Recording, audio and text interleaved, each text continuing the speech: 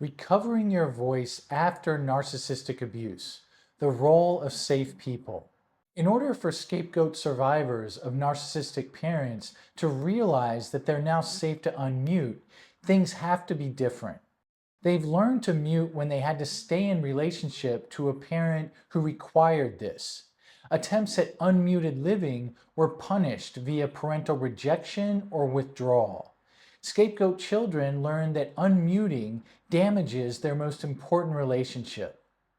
Well, the second of these three pillars of recovery that I talk about so much is all about making sure that you're now surrounded by relationships which are enhanced when you unmute. Gaining distance from narcissistic abusers and closeness to safe people promotes this. And that, in fact, is what the second pillar of recovery is all about. The challenge with this pillar, however, is that being devalued, deprived, and domineered for so long can leave scapegoat survivors doubtful that others will treat them in any other way. In today's video, I discuss why we need relationships with safe people. We can't know who we are without the freely given recognition of ourselves by somebody else. Growing up with a narcissistic parent meant trying to get such recognition from someone who was more interested in taking power than granting recognition. The result can be a loss of faith that safe people who will recognize you even exist. Living without this faith can feel like a self-fulfilling prophecy that inadvertently keeps safe people out of your life. Therapy, though, can help you restore this faith because it offers you evidence that a safe person does in fact exist. It helps you notice how assuming they don't exist can actually make it so. And over time, the reward of finding someone who is safe outweighs the risk that they will not be.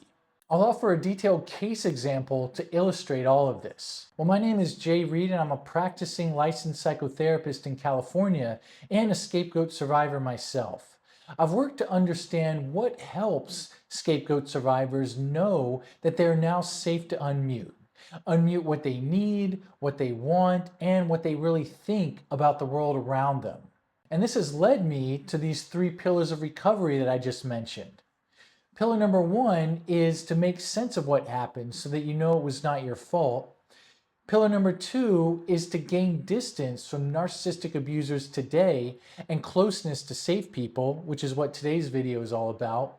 And pillar number three is to live in defiance of the narcissistic abuser's rules. Taken together, these three pillars empower you to know you can now be safe to unmute and live with the volume up on who you really are. And if you'd like a low-cost option to understand and apply these three pillars of recovery in your own life, then I suggest checking out my Rise and Reclaim Healing Toolkit for Scapegoat Survivors. In it, you'll receive my book called Growing Up as the Scapegoat Child to Narcissistic Parents, A Guide to Healing. And this book is a comprehensive and in-depth guide to these three pillars of recovery. If you're a scapegoat survivor, you'll likely find a lot of your own experience in these pages. Most important, you'll see how to apply the three pillars so that you can reclaim the quality of life that you deserve. And in the toolkit, you'll also receive a worksheet that asks you to brainstorm ways to apply the three pillars on a monthly basis in your life. You can find the link to the toolkit in the description box below or by clicking here. We discover ourselves through how safe people respond to us. Ever wonder why there's so much accepted wisdom to surround yourself with people who treat you well? Consider these sayings. You're the sum total of the 5 people who you hang around with the most, by Jim Rohn.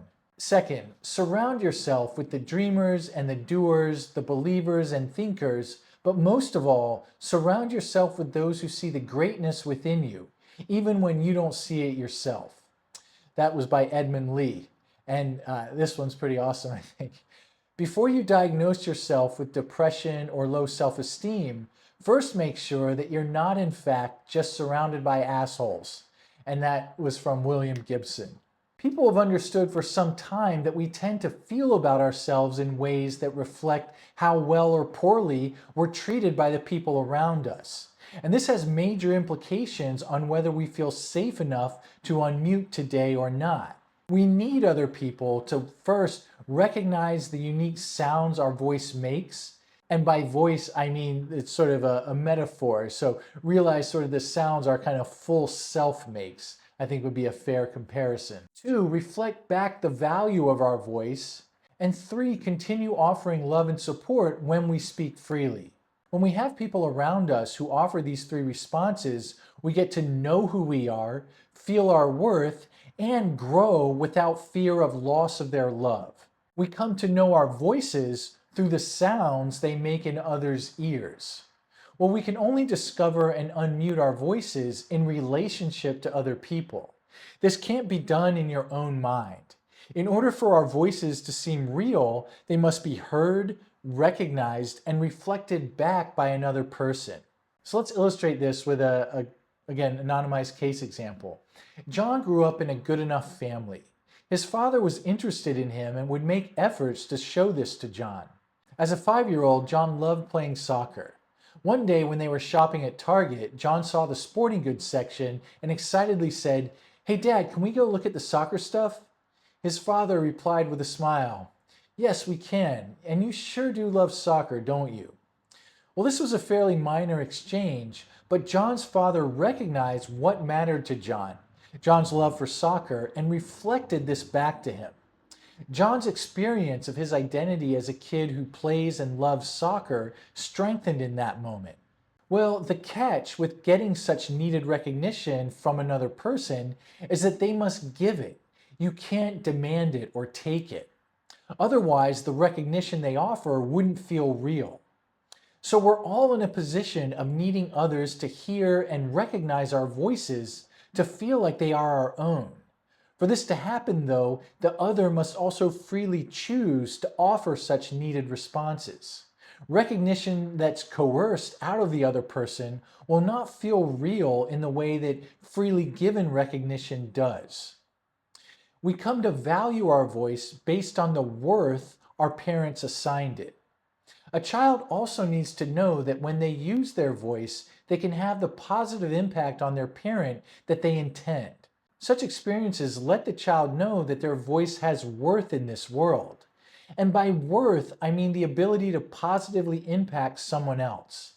In these healthy contexts, the child learns that the loving messages they communicate to their parent make a difference. The child's voice can enhance the well-being of the parent whom they care so much about. So let's go back to John. When he was 14, his father made him and the family a Sunday dinner. His father had smoked a chicken for hours on the grill, then pulled the chicken apart and put it into a delicious chili with beans and seasonings.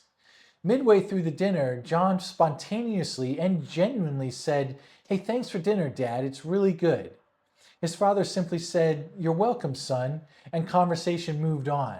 But internally, John's father's efforts at making a good meal for his family felt recognized by his son. And this reinforced John's father's sense of himself as a father who cares about and provides nutritious and delicious dinners to his family. John could also feel that his show of appreciation to his father mattered to the man, and this gave John a warm feeling. He saw that his father valued the way John showed his love for him. Though another minor interaction, this illustrates how John offered up recognition of his father's efforts at making such a delicious dinner, and it mattered to his father.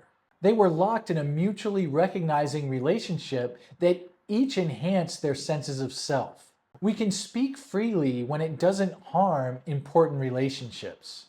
In the case of a good enough parent and their child, the latter gets to grow in the ways that they were destined to. The child trusts that the parent will continue to freely offer interest, support, and affirmation for who the child is as the child's world and voice expands. The child doesn't have to compromise their growth to ensure that they get what they need from their parent. In other words, the child can speak freely without worry that doing so will reduce the parent's willingness to be there for them. Well, as a junior in high school, John's priorities had shifted to his friends, sports, and his girlfriend. He'd typically come home around 6 p.m. after sports practice, have dinner with his family, then go out to meet his friends to study or just hang out. John's father knew that it was important to give John the space he needed to develop at this stage in his life. His father showed a non-possessive interest in John's comings and goings. He might ask, "Hey, how'd practice go? I know you were working on your technique over the weekend. Were you able to use it today?" Sometimes John might say, "Oh, fine," and his father would accept this. Other times, John felt inclined to say more, and he'd expound on how it went in practice. But it felt good to John to know that he was still in his father's thoughts, even if they weren't spending as much time together these days. This let John focus on his own life without fear of hurting his father's feelings. How narcissistic parents withhold recognition and enforce silence. Well, narcissistic parents can't participate in these sort of interdependent, loving relationships that I was just describing. They can't tolerate the vulnerability of having to rely on someone else to give them what they need in order to know who they are. When the other person inevitably, though perhaps occasionally, fails to give us the recognition we seek, a bit of shame can emerge. But a narcissistic parent's core sense of worthlessness may get too activated in such moments. For most of us, these temporary ruptures in recognition aren't the end of the world. We might seek repair by telling the other person that we felt hurt by their lack of recognition. And if that person responded in a way that showed they cared and wanted to repair things, things could get back to normal. But a narcissistic parent feels ashamed and betrayed at the other's inability to provide perfect, continual recognition at all times. So much so that they trade out a different way of relating to others entirely. Instead of hoping for mutual recognition from others, they seek to control them. Such control yields a sense of power. It's this feeling of power that a narcissistic parent swaps for the dicier proposition of mutual recognition. And a common target for exercising such power is the narcissistic parent's scapegoat child. The supposedly superior parent feels more power by making the supposedly inferior child bend to their will. And the child has no choice but to do so if they're going to stay in relationship to their parent. Once it becomes the child's job to mirror back their parent's power, then there's no place for their own voice. Their parent is not interested in hearing the child's voice. Such parents only want to see the effects of their own voice upon that child. Well, as you might imagine, the child's going to have to mute themselves and their corresponding needs for recognition from their parent. The consequences for the scapegoat child are the opposite of what the child raised by good enough parents experiences. The unique sounds of the scapegoat child's voice go unrecognized by their parent, so it's hard for them to know who they really are. The scapegoat child's voice is unable to have a positive impact on the parent, so it's hard to know the worth of their own voice. And their parents' willingness to care for the scapegoat child is threatened when that child speaks freely. So the scapegoat child must inhibit their growth to prevent losing the parent entirely. Well, let's illustrate this with another anonymized case example. Alina had a mother who saw something wrong with Alina every time she approached her. Alina's needs for freely giving connection and love, in fact, frightened her mother. She knew she didn't have this to offer Alina, and contact with her daughter highlighted her fears of her own inadequacy. These feelings were unbearable, so she unconsciously relocated them into Alina. Now, whenever Alina came around, her mother would find something wrong with her. It was her daughter who was woefully inadequate, not her. This meant criticizing Alina for her table manners, supposed carelessness, immaturity, clothing, and again, supposed lack of focus. All of these criticisms were impossible for Alina to disprove. As a result, they stuck to her with greater strength.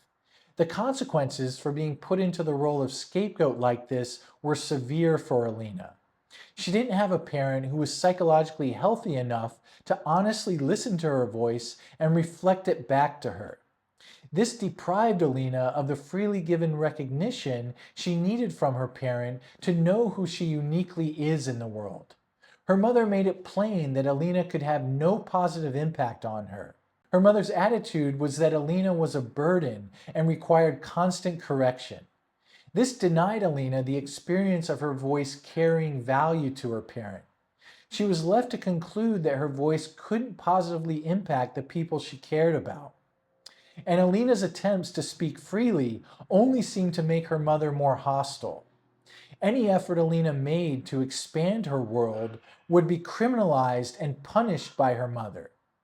Alina couldn't grow in the way she naturally wanted to and stay connected to her mother. In high school, Alina played lacrosse, and some of the girls on her team took a liking to her. They were able to drive, and Alina couldn't at the time, and they invited her to go to a party with them in the coming weekend. Alina was beyond excited, but equally wary of asking for her mother's permission. She knew that her mother's knee-jerk reaction would be to say no under the guise that it was too dangerous for Alina to get in the car with these girls. This was exactly what happened, too. Her mother quickly denied Alina's plea and felt superior by getting to wield power over her daughter like this. The scapegoat survivor's life without faith in safe people. Well, the scapegoat survivor's self has had no air breathed into it from their parent. They haven't been offered the recognition needed to come into existence as a unique and lovable person. They live in a world where everyone else is more significant than them. Their worlds are built on unconscious beliefs that seamlessly organize information in ways that say one of two things: I am undeserving and/or I am defective. Under the reign of these two beliefs, it's impossible to conceive of another person genuinely thinking that you matter and that you're worthy of admiration. Yet, that is the kind of response we all want from the people in our lives. Scapegoat survivors have had to convince themselves that such people don't exist, at least not to them. Instead, they labor in their inner worlds under the yoke of, again, supposedly being unimportant and messed up. The rest of their lives are tainted by these beliefs. People who are nice to you can't really mean it. They must not really know you or want something from you. Strangers who make eye contact don't admire something about you. They're seeing one of the defects that you, again, supposedly have. And say, when you finish making a point in a meeting at work, people aren't appreciating your input. They're just thinking about how obvious your point was and how little you actually contributed. I'm just trying to illustrate some examples of what life can feel like under the auspices of one of these two beliefs. Life becomes a gauntlet of one grim and self-punitive encounter to another. Let's go back to Alina. Her life as a young adult continued to be extremely hard on the inside. She seemed to have a lot going for her. She had a job as a school teacher, she was active in recreational leagues for basketball in the winter and softball in the summer, and she kept a tidy apartment that she really liked. She had a good number of friends, although no one to whom she was especially close. She went on dates but had yet to be in a serious relationship. She had ways of keeping herself afloat through work and her hobbies, but the organizing beliefs in her life that she was undeserving and defective made closeness to others feel like more trouble than it was worth. Interactions felt like walking a tightrope that depended on her meeting the other person's needs at every moment. And even if she succeeded, her prize was just the absence of an anticipated attack. She never got to feel a reward of appreciation or reciprocity from the other. In Alina's reality, everyone else was the same. Some people weren't kinder or more giving than others. It seemed like everyone operated according to the same internal principles as her mother did, and that they were solely concerned with dominating Alina. These rules of engagement with other people went entirely unquestioned. It was just the way life was for her. Discover that being valued doesn't lead to rejection anymore. The good news, at least according to the model of therapy that I'm very partial to, called control mastery theory, is that we never give up the hope of finding safe people. It may just have to live unconsciously until the conditions are right. And therapy can offer such conditions for scapegoat survivors. In broad strokes, therapy allows you to bring in these grim, unconscious beliefs that you've had to live by and very gradually see if you have to hold on to them to keep the therapeutic relationship intact, like you had to with your narcissistic parent. It's the therapist's job to pick up on how you're trying to do this. They then respond in ways that say you will not be rejected this time if you know yourself as the good and decent person you are. And there are two reasons why this process must unfold slowly over time. First, the beliefs that you are defective and undeserving have been organizing for so long that to think otherwise about yourself immediately would just be too disorganizing to tolerate. And this is, for example, why accepting a compliment can be so difficult for scapegoat survivors. It goes against the way that they know themselves and the world. The other, I think, very important reason that these beliefs are gradually relinquished is that to do otherwise would put you in too much contact with the danger that they're meant to protect you from. The belief of I'm defective shields the child from the unbearable reality that they were rejected by a parent despite being good and decent. If the child were to believe in their own worth, then the parent's treatment would have to be seen as rejection, cold, unwarranted, and shattering. But if the child sees themselves as defective, then the parent's behavior isn't rejection, it's simply accurate. Painful, yes, but not annihilating. The child's self-worth is sacrificed to protect the even more vital illusion that the parent has not really rejected them. For the adult scapegoat survivor to surrender the belief in their defectiveness, they must have a way to make sense of the underlying rejection trauma that this belief has always protected them from. The survivor has to have another important person who knows that they are a good and decent person without rejecting them like their parent did. When knowing yourself as good and decent no longer leads to excruciating rejection from another person, it becomes possible to look at what happened with your parent in the past. To recover from this, the adult survivor needs to re-encounter the idea that they might actually be good and decent and experience someone knowing that about them without rejecting them. Therapy becomes a place to test this out. When the scapegoat survivor begins to see themselves positively and the therapist responds with continued interest and regard, a new conclusion becomes possible. And that is that maybe it's now safe to know I'm good and still be accepted. Over time, this repeated experience in therapy builds confidence. The survivor becomes able to think well of themselves without triggering the same terror of rejection.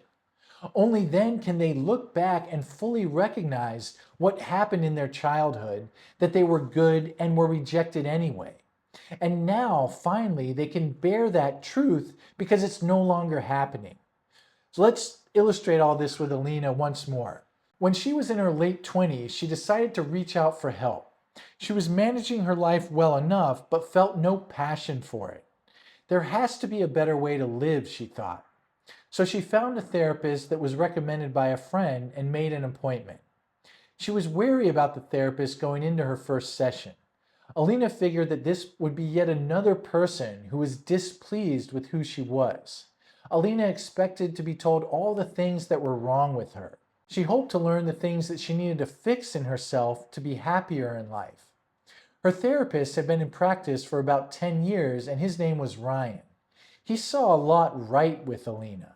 As she explained how little joy she experienced in her life, he wondered if it was her belief that there was something wrong with her that was making it so hard to be happy. This was different than what she seemed to consciously think. He told her, you're telling me that you see yourself as someone who doesn't do much right and isn't valued by many people. As much as I believe that that's how things seem to you, I see you quite differently, and I suspect I'm not alone. You seem to possess a lot of qualities that show what is right with you. And I suspect that some of these qualities would draw people towards you. I'd like to suggest that we make it a goal of your therapy to understand why you think of yourself in such a devalued way. And as we do that, then you can decide whether this view of yourself fits the facts or not. What do you think of that? Well, Alina had never thought that there could be an alternative to how she saw herself. It seemed to be the way things were and would always be. But she was intrigued by Ryan's perspective on why her life felt so hard. She found his logic compelling and was willing to give his approach a shot. Thus began a 4-year-long treatment. They went from meeting once per week initially to twice per week after the 12th visit. The most helpful part of the therapy for Alina was Ryan's consistent appreciation for her. She learned time and again that rejection was not waiting around the corner for her in this relationship like it had been with her mother. And with that emerging knowledge, she could more safely think well of herself without fear of rejection. Well, I hope today's video was helpful in really underscoring the importance of finding and nurturing relationships with safe people in your life today. Doing so is such a critical step in knowing that it is safe to unmute today. I also want to mention that I've created what's called a Substack for adult scapegoat survivors of narcissistic abuse, and in it, I put written summaries of each week's videos, including this week's, on it. And sometimes these videos can get kind of longer and involved. And if you'd like a written summary that you can refer back to, I really encourage you to check out the Substack and subscribe to it. I should mention that it's very possible to subscribe for free. I think when you go to subscribe, it'll ask if you want to be a paying member, and there's an option at the bottom that says something like, no, I'd rather be a free subscriber. Just click on that and you'll be good to go. Well, again, I want to thank everyone for your continued support of this channel, the resources around it, of each other, support of each other in the comments section. It's, as I say, it's so heartening to read each week, the support that's offered, and the, I think, brave sharing of your own stories in that. And with that, I look forward to posting again next Friday. Take care.